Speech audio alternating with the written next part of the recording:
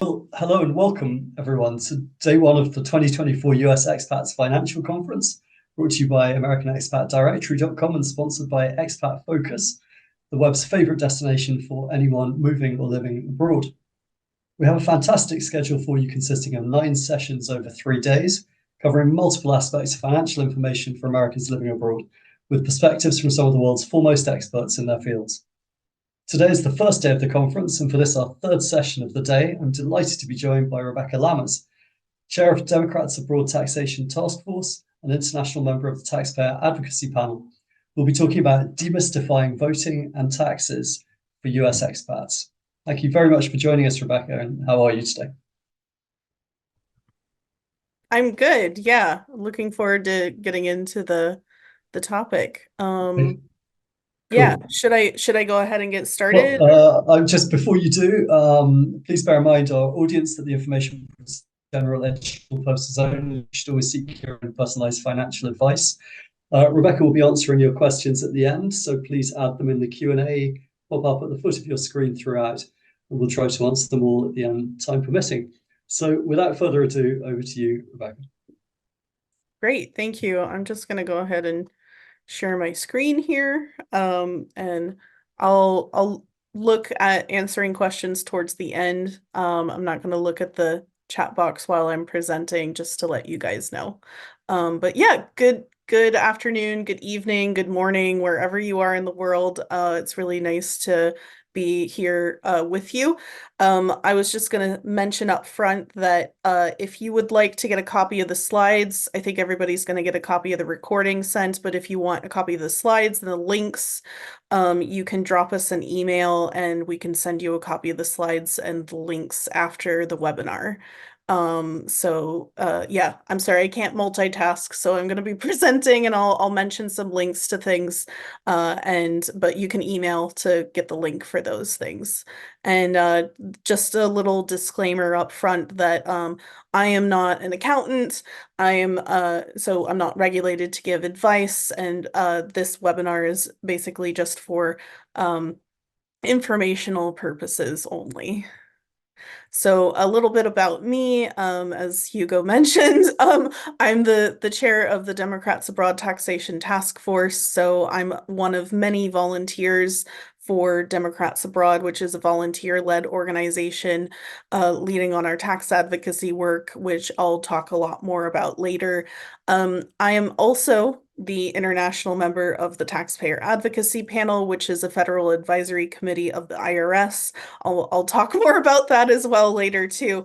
But I just wanted to let you guys know that I'm coming from a position of I got involved with this work because I moved abroad and I many years later down the line realized that I had been filing incorrectly and called a bunch of accountants to try to figure out how to do it and could not get a straightforward answer. And I found the whole system incredibly frustrating and difficult to navigate. And so I decided to get involved in tax advocacy in order to fix the tax problems for Americans abroad. And that is where we are at this point in time. So I wanted to start out with a kind of icebreaker. So I think we have like a quiz that could pop up on your screen here. The first question is, it's a really simple yes or no question. If you vote in federal elections only, so that means like if you vote in for president, house, and senate, are you liable for state tax? And I can't. Rebecca, technical issue on my side, and I can't seem to launch the poll. So maybe, folks, maybe you can drop your answers into the chat. I'll Okay, just get a gauge of that. I'll open up the chat. So type yes or no if you think that if you vote in federal elections, does that mean that you will therefore be liable for state tax? So I'm seeing a mix. I'm seeing yes, I'm seeing no, I'm seeing some people say maybe, it depends. I'll give it another few seconds here. Yes, no, yes, no, maybe. I don't know. That's okay. We're gonna find out here in a second. Okay, so the answer is no. if you vote in federal elections, you are not liable for state tax. And I'll talk a little bit more about the difference between federal and state elections here in a second. But next question.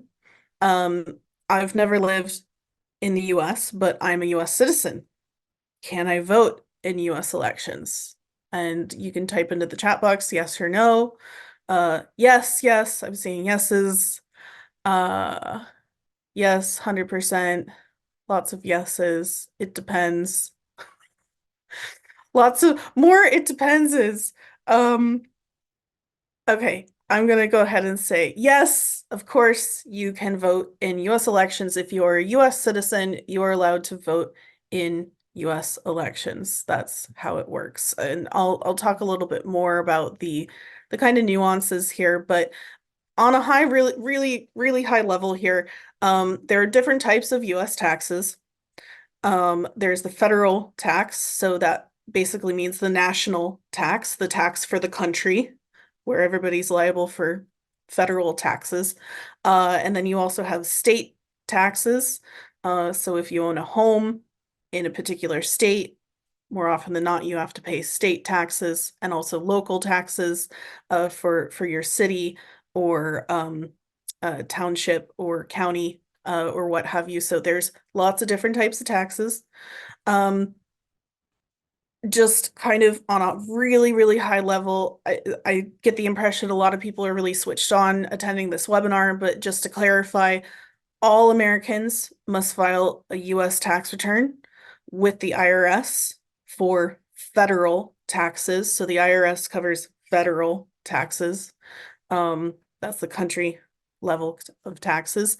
And this liability, so just to clarify again, this liability of needing to file a US tax return doesn't always necessarily mean that you owe US taxes. And one of the biggest frustrations that I hear from people is that um, they feel it's too complicated to file a tax return, so they have to pay an accountant to do it for them in order to prove that they've already paid tax in the country that they live in and prove that they are therefore don't owe any US tax.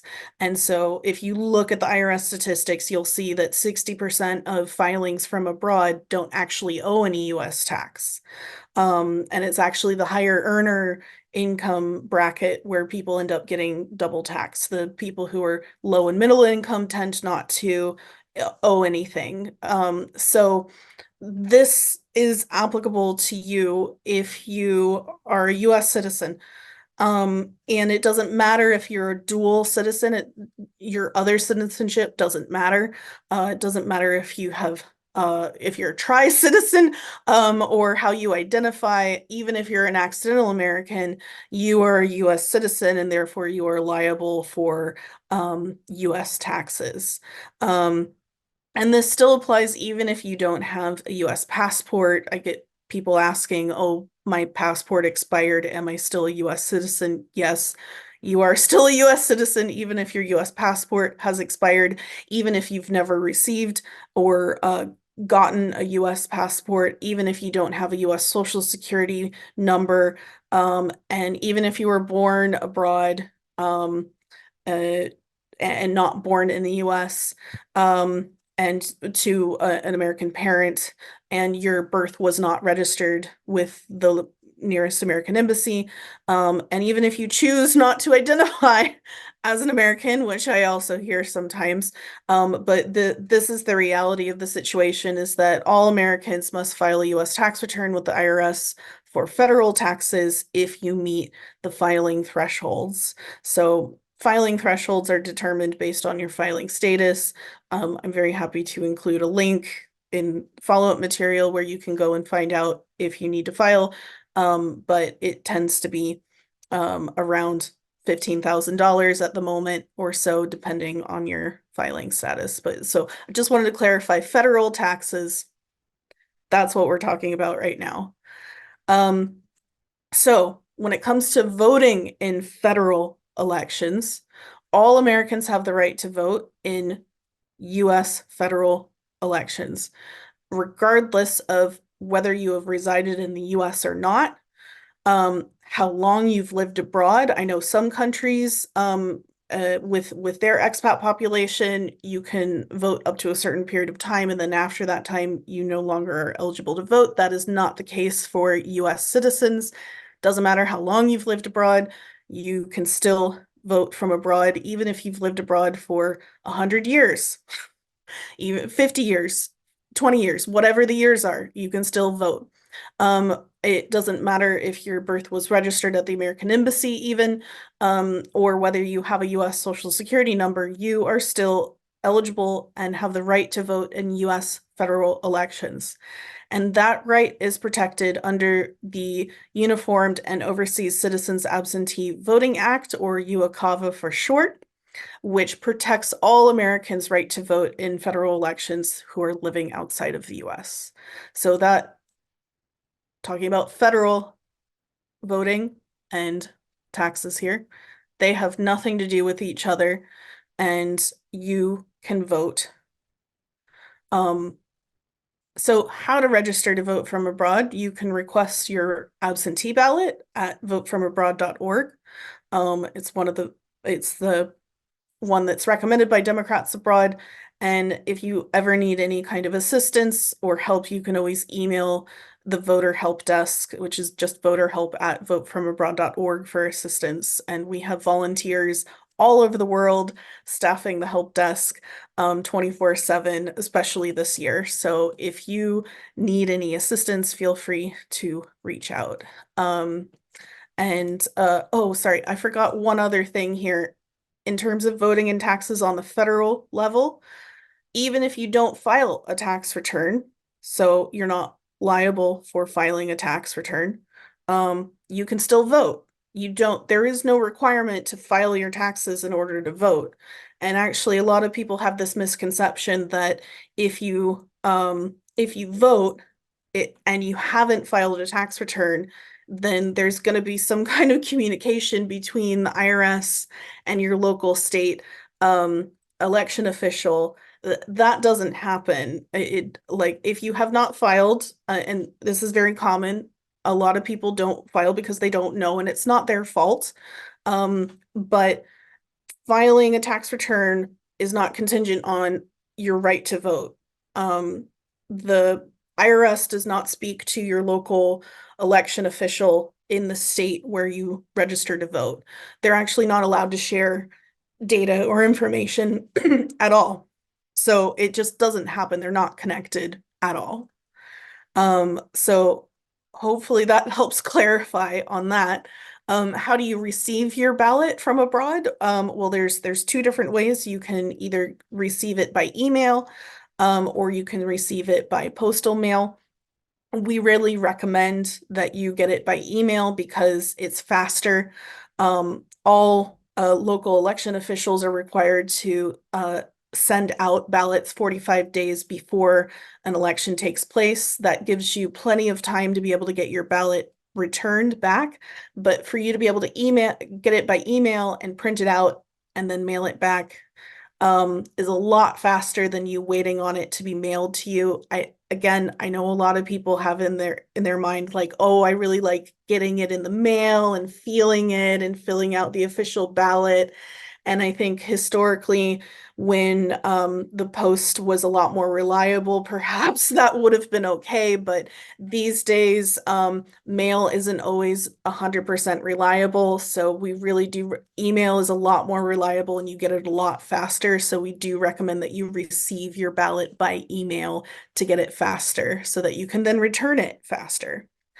And then in terms of the return of your ballot, very few states, but a few do allow you to email return your ballot. So Colorado and Washington states do allow this. But most states require your ballot to be posted back. And so this is, again, the reason why we recommend that you sign up for email ballots is you get it by email, you print it out, you mail it back, and that gives you the best opportunity of making sure that your ballot is received before the deadline, because a lot of these ballots get lost in the mail, and you need time in order to sort that out or send a new one, or It takes a lot of time for it to be processed through international mail anyway. So just that's one of the reasons why email to receive and mail it back if that's what your state requires. And fax, yeah, I know fax. Who uses fax? Well, the US government uses faxing, believe it or not. It is a good backup option if your state allows faxing back. And you're coming up to the deadline. So these are just things to keep in mind for receiving and returning your ballot. In terms of what your ballot looks like, and this is just to kind of break it down, you'll see more often than not different sections on your ballot, and there will be the federal section. It tends to start with federal. So this year is a presidential election year, so you'll be able to choose who you want to vote for president, also for the House of Representatives and the Senate. So a third of the seats are up for re-election in the Senate. So not everybody will necessarily be voting in the Senate this year, but everybody will at the very least have president and House of Representatives on their ballot. And then you might also get state and local elections on your ballot as well. And you do have a right to vote in these elections too, but whether or not these appear on your ballot depends on a box that you tick on your voter registration form, which I'll talk a little bit more about here in a minute. Okay, so getting into state taxes and voting. So now we're switching from federal, which has nothing to do with taxes, to state. So state taxes, this is where it can get a little hairy. So there's a few different questions that you need to ask yourself. The first one is, what box did you tick on your absentee ballot request form when you registered to vote?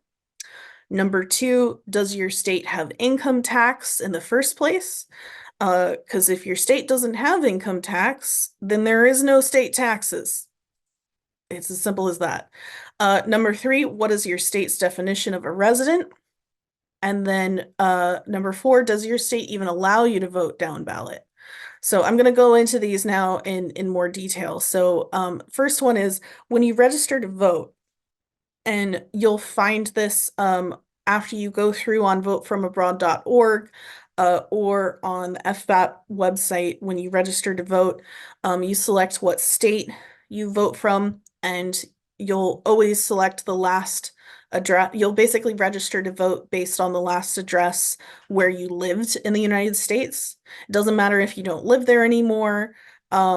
Some people will register to vote at their brother or their sister's house because it's just easier to get mail. You know, it depends, but basically you select where you last lived, and that's where you register to vote from. And you have these options in terms of requesting your absentee ballot to demonstrate that you're eligible to vote by absentee ballot overseas. So the two that most people select are I am a US citizen living outside the country and my return is uncertain, or the one above that where it says I'm a US citizen living outside the country and I intend to return. So this is where depending on the state that you last lived in, if you tick I intend to return, then some states will send you the state and local elections or just some of the state elections on your ballot. If you tick my return is uncertain, some states will not send you the state and local elections because going back to the UOCAVA law, your right is protected for federal elections, but it's down to the state to determine whether or not you're allowed to vote in state elections. So that's the difference. And it really does depend on the state. You really do need to understand what the difference is, depending on the state that you live in. I have a few of the top ones that I'm going to go into a little bit more detail about in a bit. But for example, I vote in Ohio. In Ohio, it doesn't matter what box you tick, you will always receive the full ballot with all of the elections on it. And again, it's up to you whether you want to vote all of the elections, but personally, I always do. So Yeah, it really does depend on what your state allows and which box you tick on this form. Okay, so the other part was whether or not your state has income tax. Well, it's really pretty easy for the ones listed on the screen right now. They don't have any income tax. So there is no state taxes and there's nothing for you to worry about. Um, and it's as simple as that. So it doesn't matter what which oh no, sorry. I'll go into a little bit more detail about which box to tick for these states here in a bit. But again, no state taxes for these states, so you don't need to worry about that. Okay, so the main thing about whether or not you are liable for state tax depends on whether you are deemed a state resident. So every state has a different definition of residency. And you'll basically need to figure out if you're still considered a resident. And yes, again, you can still be deemed a state resident and therefore liable for state tax, even if you've lived a very long time outside of the country slash outside of that state.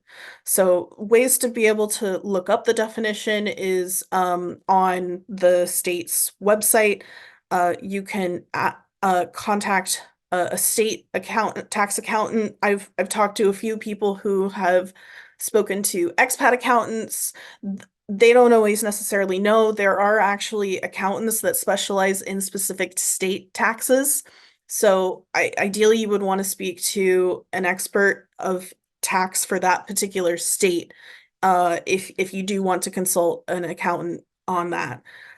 Or you can actually just call the local state's tax administrator and they will walk you through it because establishing state residency is different. The definition of a resident is different in every state. So um, it it can be difficult. Some states are more difficult to prove that you are no longer a state resident and therefore no longer liable for state tax than others. So, for example, California and Virginia are known as sticky states. In particular, those states make it extremely difficult in order to prove that you are no longer a state resident and therefore liable for filing and owing state tax. Um, and the other thing to keep in mind is that not all states will use voting to establish residency. So a state could use voting as a piece of criteria, but they can't, and this is a really key thing I really want to emphasize here. They cannot use it as the sole piece of criteria to establish residency in that state. Like we already covered, your right to vote in federal elections is protected by federal law. So if you don't have any other connections to that state, like you don't have a state driving license or a library card, you don't own property there, you don't have a bank account there, um, you know, you need to, again, you need to look at the state's definition of a resident to see what criteria they use to establish it. But they cannot use voting as the sole piece of criteria to establish if you are a state resident and therefore liable for state tax. Um, and this is the official guidance that's provided by the Federal Voter Assistance Program. I'll just read it out here. It says voting in an election for federal offices may not be used as the sole basis to determine residency for the purpose of imposing state and local taxes. If you claim a particular state as your residence and have other ties to that state in addition to voting, you may be liable for state and local taxation, depending on that particular state law. If you are unsure of your voting residence or if you are concerned about the state tax implications of claiming a specific voting residence, you should consult legal counsel. So I don't think you actually need to consult legal counsel unless you have a particularly difficult, complicated situation. But like I went over on the other slide, we'll just go back. You can look up your state's definition of resident on their website, contact a state tax accountant, or even call the state tax administrator, explain your situation, and they will explain to you whether you are a state resident or not. Okay. So, um, case study here. So I'm going to go from one extreme to the other here. So we're going to start with the easy one. No state tax states. So I talked about whether you tick the I intend to return or return is uncertain box. So this is where it can get a little confusing, but I'm gonna talk through some examples here. So for example, in Florida, which a lot of people here, I'm assuming probably vote in Florida, doesn't matter what box you tick, you will get all of the elections sent to you on your ballot when you register to vote. Doesn't matter if you tick I intend to return or return is not certain. Doesn't matter. You'll get all the elections on your ballot. And there's no state tax, so there's nothing to worry about. You guys are totally in the clear. No problemo. Um, but okay, let's look at Texas, for example. So with Texas, if you click the return not certain box, then you're not going to get state elections on your ballot. And you would have to take the I intend to return. Now, I mean, whether you intend to return or not is there's no like legal definition around this. It literally is basically, well, do you think you might move? It doesn't even mean that you're going to move back to that state. Like you could potentially in the future, even if there's like a 1% chance you might return to the United States, you could tick the I intend to return box. It really is a personal choice at this point, which box you tick. But with Texas, I'll give you an example. I was talking to a woman who was a Texas voter in 2022, and that was the year that Beto O'Rourke was running for governor. And that's a state. He was running for Texas governor, right? So she was telling me, "Oh, it's a real shame because I don't plan on going back to Texas, and but I really wanted to vote for him." And I was like, "Well, there's no state tax in Texas, and like, you don't have to tick the box because I mean, is there like 1% chance you might move back to the States?" And she was like, "Yeah, maybe. I mean, I don't know." And I was like, "Well, if you send your ballot and tick I intend to return, you'll get the full ballot and you'll be able to vote for Beto O'Rourke." And she was like, "Oh, right. Okay, cool." And so she did. So like this is where like you need to look at your personal situation and figure out like how you want to do it so that you can vote in those additional races that are really exciting. They're really exciting governor races. And one of the things that we in Democrats Abroad talk about all the time is that the votes from abroad make a huge difference because elections are so close now. It was the votes from abroad in Georgia and Arizona, and it was only like thousands of votes that made the difference to help Biden win in 2020. And it will be the votes from abroad that will help us win this year. So this is why like looking at maximizing your vote and voting in those additional elections is so important to like make sure you're ticking the right boxes so that you get the ballot with all of the elections that you can vote in and then vote in those elections. So okay, so that's the one end. The other end, California. Oh man. So I've cited the reference to the guidelines for determining resident status in California. These are factors to consider, but it's not like it's explicit because it says in their guidance like it might include some other things. So they do list the state where you're registered to vote. They do talk about bank accounts. They talk about where your medical professionals are located. I mean, these guys make it really hard.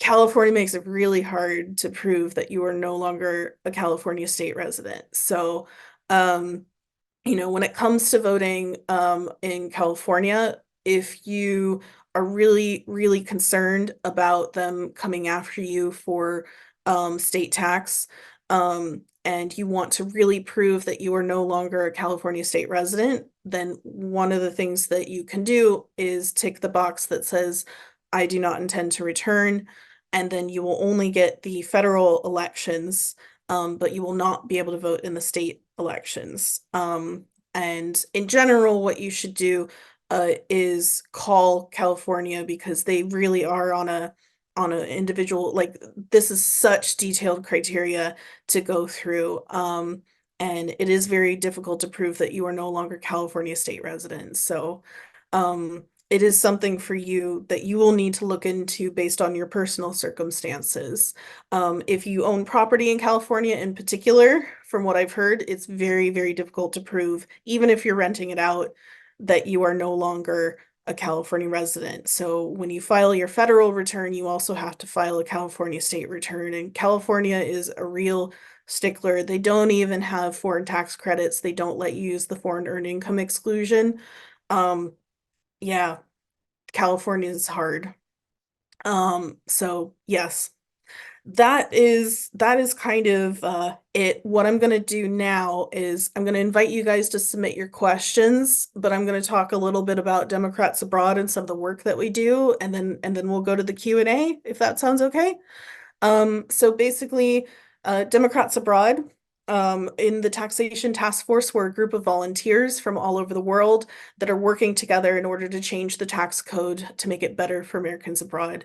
Some of the things that we advocate for are a switch to residency-based taxation, which would mean that you would only pay and file tax in the country that you live in, rather than also having to be liable for US tax and having to file a tax return to prove that you owe nothing and potentially being subject to double taxation. So we want to change that, make it just residency-based taxation, eliminate the FATCA reporting for foreign accounts of Americans abroad, and exempting American business owners abroad from the GILTI and transition taxes. You can read more about our work on our website, which is just democratsabroad.org/taxation. What does Democrats Abroad do for the American abroad community? Well, basically, we wrote a report in 2022 where we surveyed just under 7,000 Americans abroad on the tax and financial access issues that they experience, as well as helping host tax and financial education events all over the world. We also submit statements for the record for congressional hearings. We do candidate outreach and education, as well as visit Washington, D.C. to talk with legislators face to face. I mentioned the report. I would really highly recommend reading our report. A lot of people I've heard from who have said that they've read it, they felt a lot less alone in a lot of the difficulties that Americans abroad face with the tax and financial access issues. More often than not, people feel very alone. They don't know where to go or what resources are available. And so this report really helps clarify all of the systemic issues that we're experiencing. I was just also going to mention that we're in the process of running our own tax webinar series. So we have one coming up tomorrow on retirement and taxes. And those of you that are here, I would really recommend our the finale webinar, which I'm hosting on February 28th on how to pass residency-based taxation, because we need your help to make it happen. So yes, those are coming up. And we also have a number of country-specific tax webinars coming up too. So if you see your country of residence on this list, please join us for a local cross-border webinar where we can get into the more detailed conversation about specific products and quirks of your country and the US tax code. I'm also going to mention a little bit about my work with the Taxpayer Advocacy Panel. So basically, the panel is a federal advisory committee that is run under the Department of Treasury, and it includes representatives from all 50 states, DC, Puerto Rico, and one international member living abroad. And I am your international member.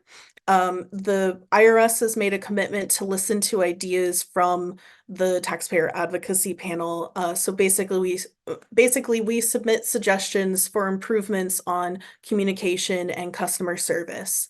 So if you ever have an idea of a systemic issue that you think the IRS should improve, you can email me on my TAP email address. And you can also just go to the website improveirs.org and submit your comment. And it will all comments are reviewed and considered. The other thing I was going to mention, because I'm just conscious of time, but in my work under the Taxpayer Advocacy Panel, I've built relationships with the Taxpayer Advocate Service, and basically we'll be conducting some what are called online problem solving days in order to assist taxpayers. So if you're experiencing a financial harm or have a financial difficulty because of a tax problem, or if you have an ongoing issue that you haven't been able to resolve with the IRS, I know a lot of people still have outstanding payments from the COVID payments, or you believe the IRS system or procedure isn't working for you. It is free for these problem solving days. They're just a Zoom drop-in. You do have to sign up though, and then you're assigned an appointment during a 3-hour window on March 11th as well as March 22nd. One is for one side of the world, the other one is a time that's friendly for the other side of the world. And we have more dates that are coming up in May and September, but it's totally free. You can just show up. You can just ask, oh, I'm having problem filling in line 32 on form, whatever, like what should I do? And there will be a taxpayer advocate who will be available to help answer your question for free. So that's a new service that's available for Americans abroad. So sadly, this is my last year on the Taxpayer Advocacy Panel, and we're currently in the process of recruiting for a new member that would start in 2025. The applications are now open, and the deadline for applications is March 15th. I am going to be hosting some information sessions in order to encourage international taxpayers in order to apply. So if you're interested, you can join me on March 3rd and March 6th for those sessions. And I know a lot of people are like, oh, it's not for me. I never in my wildest dreams ever thought I would get it, to be honest. And here I am. And it's a really great opportunity. They need more people like you, whoever you are on this webinar. They need more people. They have a lot of people who are accountants, who are on the Taxpayer Advocacy Panel. It is for any taxpayer who cares about improving the system. And so think about it. Please do. I hope you apply. And lastly, when it comes to voting, we're hosting voting assistance Zooms on a regular basis through this very important election cycle. And again, you can sign up for those by going to bit.ly/Zoom the vote, as well as email us if you need any assistance. And you can also follow us on social media on whatever your preferred platform is. Lastly, I'm going to mention that Democrats Abroad also hosts our own presidential primary. And it is going to be on Super Tuesday in March, but you can actually vote by email, fax. Yeah, I know, government, fax, whatever, post or in person at a voting center near you, starting on February 13th, which is just in about a week, through to March 12th. And the only criteria is that you need to be residing abroad and be a US citizen, be a member of Democrats Abroad, which is totally free. You can just go to the Democrats Abroad website and sign up for an account, and then you're a member and you're good to go. You do need to be 18 by the November election, and you do need to make sure that you have not voted or plan to vote in any other state presidential primary. So, for example, I just got my Ohio ballot. For the primary, I left it blank for president because I plan on voting in the Democrats Abroad presidential primary, and I voted in all of the other primary races on mine. So you just need to make sure that you can't double dip, basically. It's not allowed. But you can do same day registration in person or online in order to vote in the Democrats Abroad primary. And lastly, some actions that you can take. I would really recommend that you sign up for the Taxation Task Force mailing list to stay up to date on events as well as our actions that we're taking to improve the tax system for Americans abroad. Yeah, great. I think we got time to go to the Q&A now. So I'll just leave this up. So you have my email address that you can contact me on. Okay, So I Yeah, think, thank you very much, Rebecca. A fantastic presentation, loads of really useful info there. So what I'll do is I'll read out some of these questions for you. yeah, Um, that would be great. There's a lot. There are lots I'm, come in. I was yeah. just going to say to the audience, make sure you put any questions in the Q&A, not the chat, and then we kind of got them all in one place. So let's start with this. If my state sends me the state elections, but I do not return the ballot, does that mean I have voted? So I mean, I've voted in the state elections. Yeah. No, actually, there are states where even if you take the I do not intend to return, and they're supposed to only send you federal elections. Sometimes they're lazy and they just send you the whole thing anyway. So, no, it doesn't. Yeah. It you get your ballot and you vote for whatever races that you want to vote for on your ballot. Um, Right. Okay. yeah. Um, So somebody says also, in terms of Americans required to file federal taxes and also voting on a federal level, you really considered an American if you were born abroad to at least one American parent. They decided not to give you citizenship at birth by declaring at the consulate. Does that mean all people born outside the US to an American expat parent are automatically US citizens? Isn't there a choice for the parents? I'm these are all out of order, so I was trying to read along to the question. So is that the third one down? I'm Is just that the going to one? jump around and pick some out for you.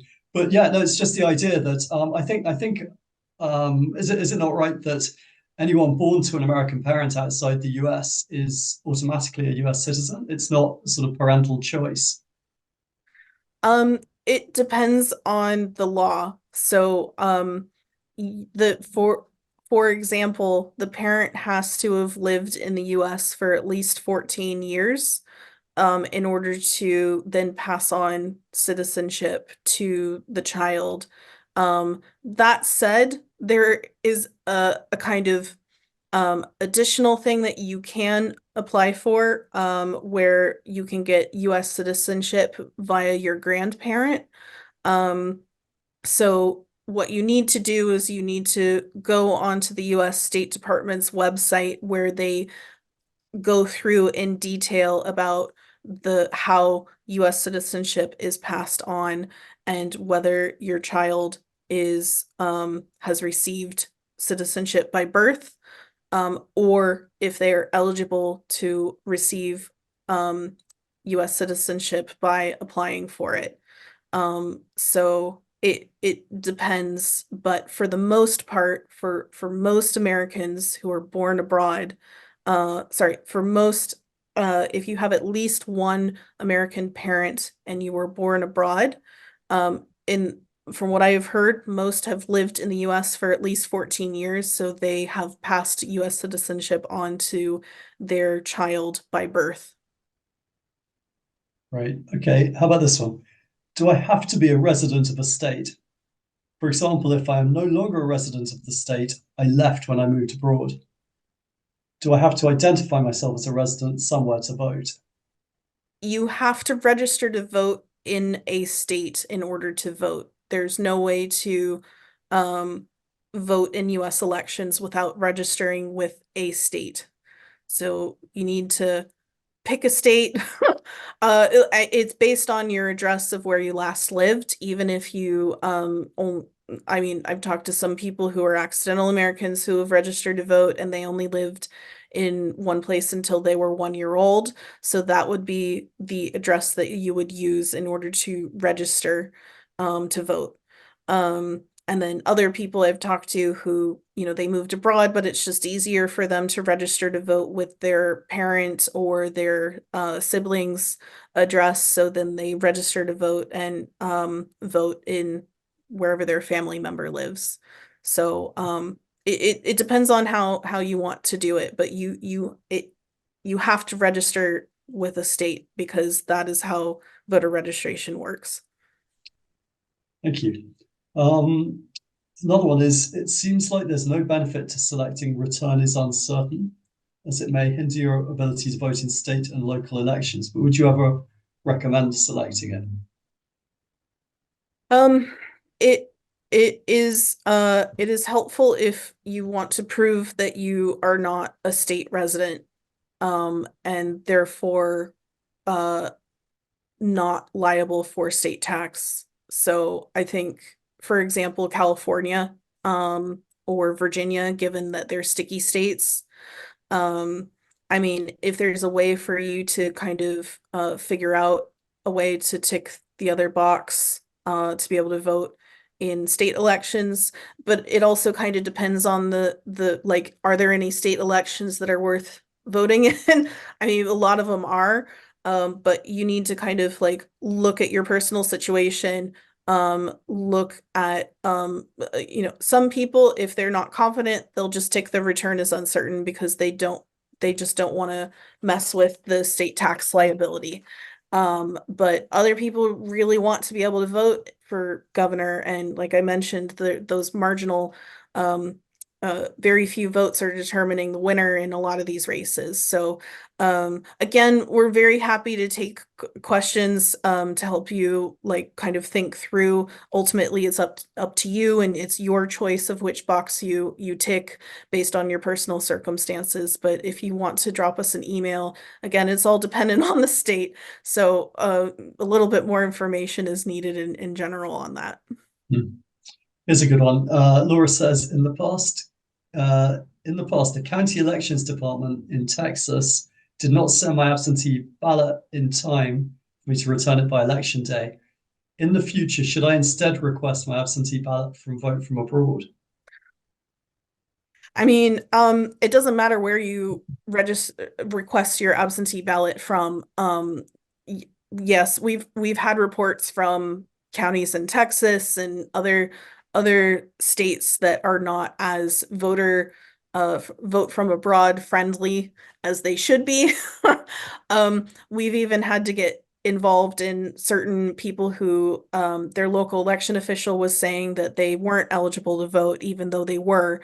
And so when you have somebody from Democrats Abroad or from the Vote from Abroad team get on the phone and talk and explain to the local election official who should know these things, but when they explain it, then they're like, oh, okay, that's fine. So what I would do is I would recommend emailing your local election official to make sure that your absentee ballot request form has been received. And you can even call them and say, hi, can you please check that my absentee ballot has been received and that I will receive my ballot in time. And they're all required to send the absentee ballot 45 days before the election day. So you can set a reminder in your calendar in order to look out for if you sign up for email ballots, which I hopefully you should, then make sure that it's arrived. And if it hasn't arrived on time, then you can call them and ask them to email you your ballot. Thank you. That's a good one. Any update on the fee to renounce American citizenship? It's supposed to be reduced. Have you heard anything about a timeline on that? No. And if I were to put money on it, I would say they're not going to reduce it until after the election. Hmm. There's no requirement for them to, I mean, they've announced that they're going to reduce it, but they haven't said when, and there's no requirement for them to reduce it at any point. They could do it in 3 years if they wanted. I don't think they will do it in 3 years, but my hope is that we will actually be able to start seeing some of the advocacy efforts that we've within Democrats Abroad as well as other organizations have been putting in a lot of time and effort in order to make it easier for people abroad.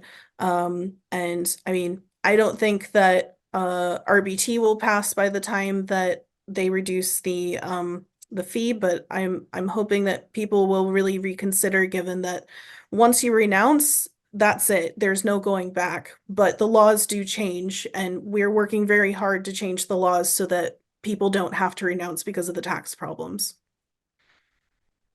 Thank you. Here's a good one. What is the deadline for registering to vote overseas to receive the email ballot?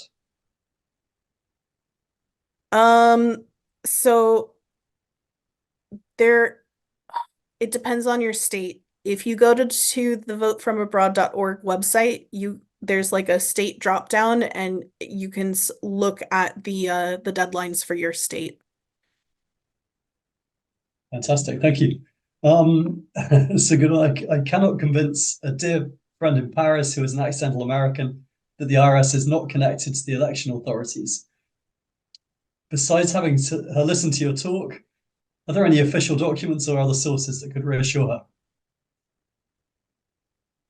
Yeah, I mean, the information that I'm gonna share hopefully will be helpful. You can forward her the slides. There's also the FAP website that like I quoted from earlier.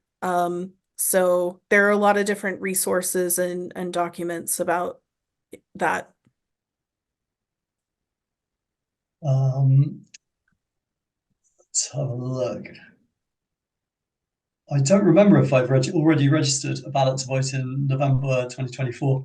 Do I just register again? Will that cause any issue if there's a double request?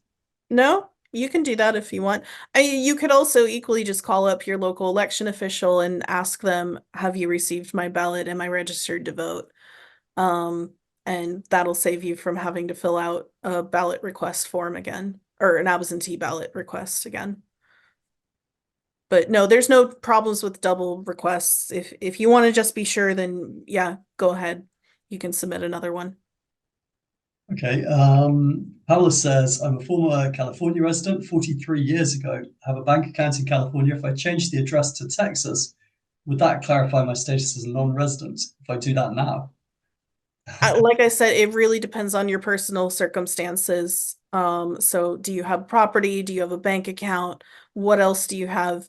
I know that some people will go through a lot of steps to terminate their state residency before when they move to really make it 100% clear to California that they are no longer a California state resident and therefore no longer liable for California state tax. So it really depends on what your connections are. And again, you can call the California State, shoot, I forget what they're called, but it's the California State Tax Authority. And you can talk to them to find out like what are the steps you need to take to sever your California state tax resident status. Here's one. I'm currently registered as a voter in Wisconsin, my last place of residency.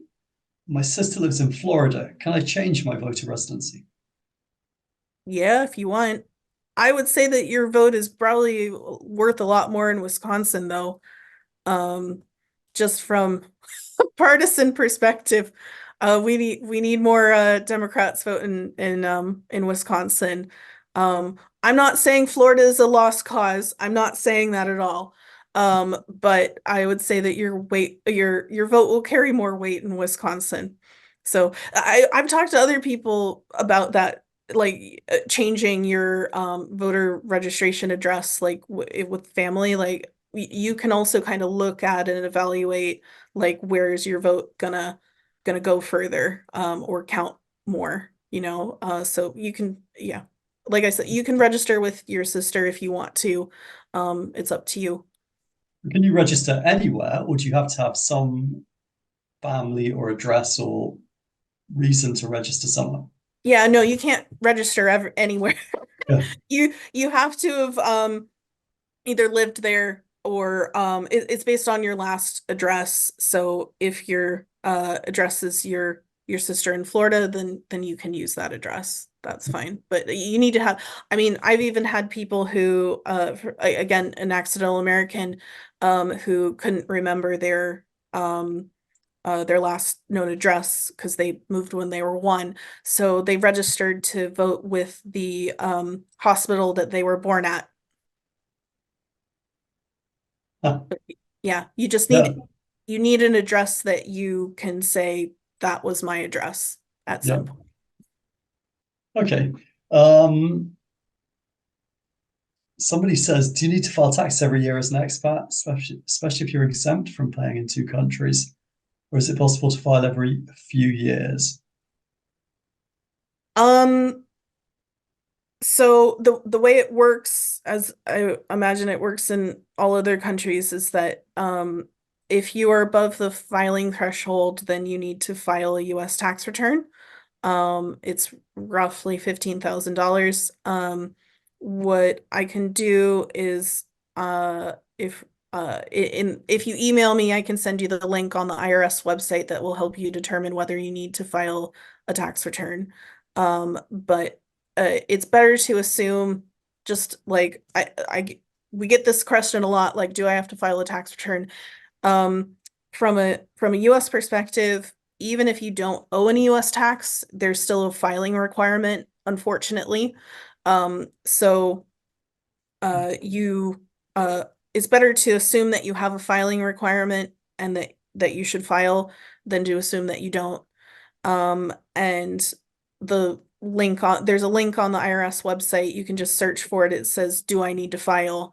And you go through the wizard and it will tell you whether you need to file or not.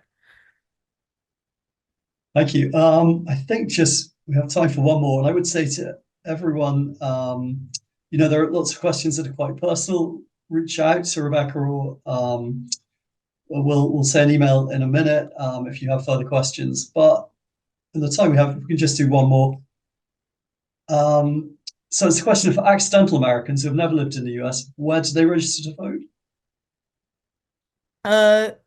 So you would, sorry, very good question. You register to vote based on your parents' last address in the United States.